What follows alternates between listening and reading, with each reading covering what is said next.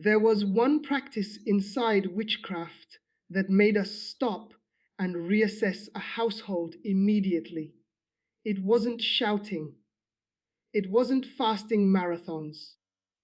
It wasn't loud declarations. It was a simple weekly act done quietly, consistently, and with understanding, a meal.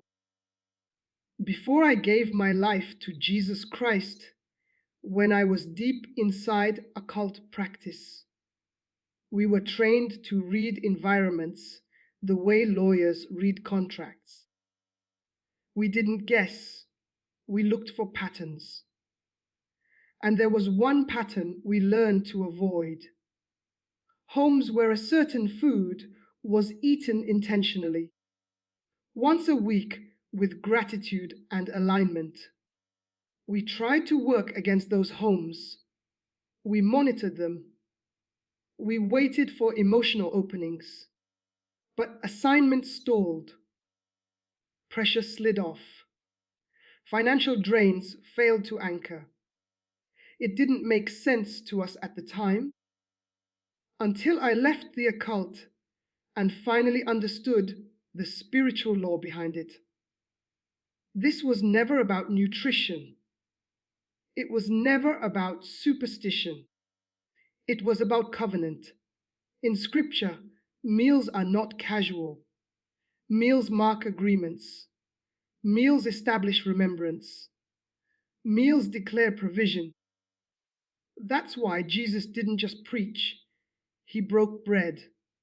Tonight, I'm revealing what to eat once a week, why it works spiritually, and how this simple, biblical practice breaks curses, shuts down poverty cycles, and ends spiritual access without drama.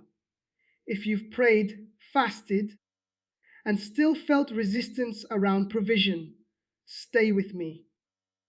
Because when covenant is honored, lack loses its voice. Inside the occult, we understood something most believers overlook: meals, established jurisdiction. Altars are not always built with candles. Many are built with habits, with routines, with what is honored repeatedly. That's why witchcraft uses offerings and feasts. That's why the Bible speaks constantly about tables, bread, cups, and remembrance. What you eat intentionally, with meaning, speaks louder than many prayers spoken without alignment. The food was simple. Bread, not exotic, not mystical, not rare. Bread represents provision, daily dependence, and God as source. Inside witchcraft, bread eaten intentionally under God's authority was dangerous because it declared, "My supply is not controlled by systems, spirits, or cycles." We were trained never to curse homes that honored bread with gratitude. It triggered backlash. Why? Because bread declares source, and source determines flow. Poverty spirits don't fear money. They fear contentment with God as provider. Bread says, "I trust God for today." That one declaration collapses future anxiety. In witchcraft, poverty thrives on fear of tomorrow. Bread eaten weekly with thanksgiving silences that fear. Jesus didn't teach us to pray for wealth. He taught us to pray for daily bread. That prayer alone dismantles greed, fear, and lack. Curses survive where covenant is forgotten. When families stop honoring God as provider and begin honoring worry, hustle, or desperation, access opens. Bread, eaten weekly with intention, renews covenant, not magically, legally. It says we remember who feeds us. Consistency builds authority. Once-off acts create emotion. Weekly acts create jurisdiction. In the occult, weekly repetition establishes spiritual territory. That's why witches repeat cycles. God uses rhythm too, but for freedom. A weekly moment with bread and gratitude resets alignment. This is not a ritual. This is remembrance. Once a week, I take simple bread, I pause distractions, I thank God for provision, I acknowledge Him as source.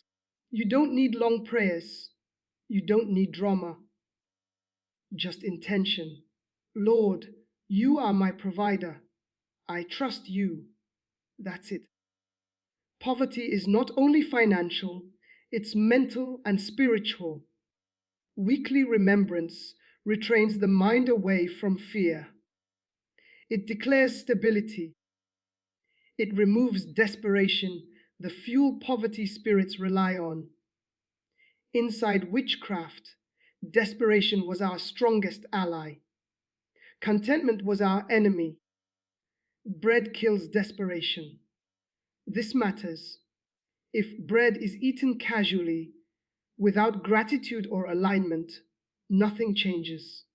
Authority flows from belief, not action alone.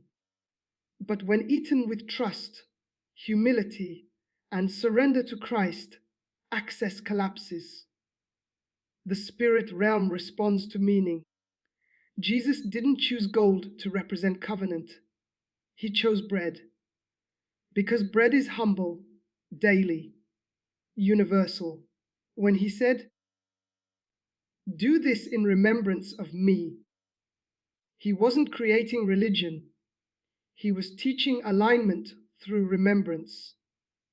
Remember the source and flow follows. Inside the occult, we saw consistent patterns. The financial pressure eased, the anxiety reduced, the opportunities opened, a delays lifted, atmospheres lightened. Not overnight wealth, but sustained provision.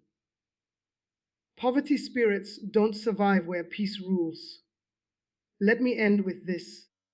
This is not about food, it's about who you trust. Eat bread once a week, not to manipulate God, but to remember Him.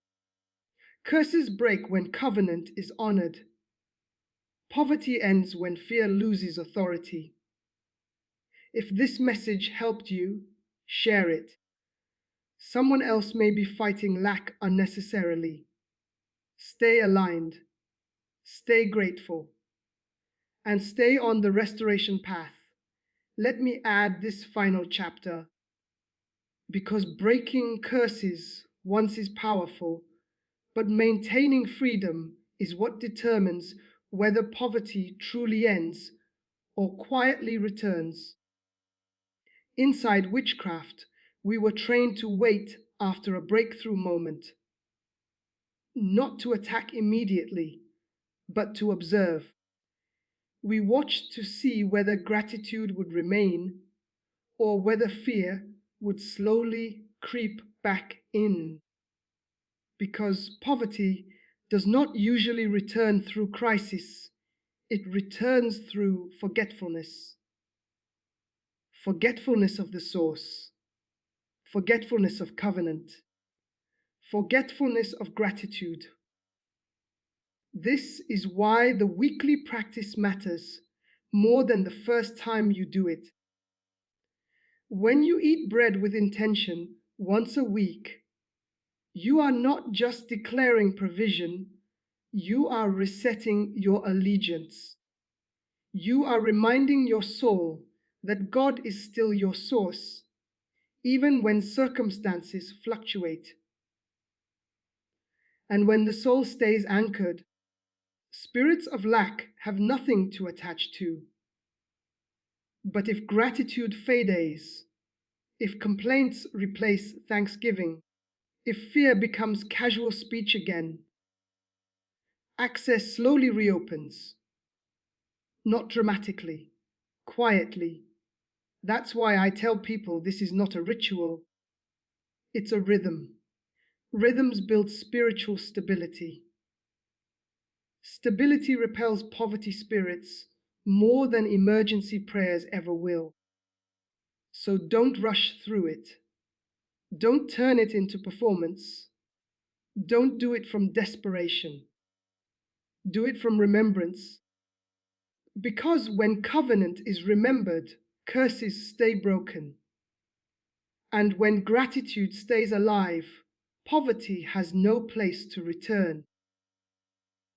This is how you don't just experience breakthrough, this is how you keep it.